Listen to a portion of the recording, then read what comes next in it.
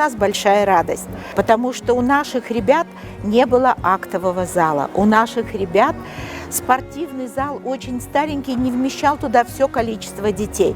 В новом корпусе, который нам подарили, это здание наша мечта. В принципе, в нашем корпусе теперь можно заниматься, что мы и делаем сразу же на второй день после открытия.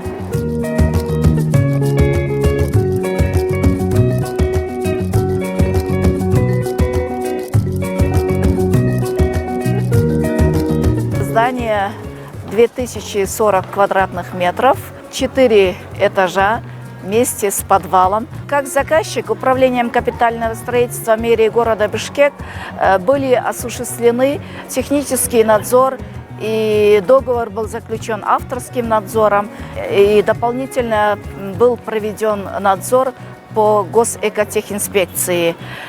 Каждые этапы строительства были контролированы.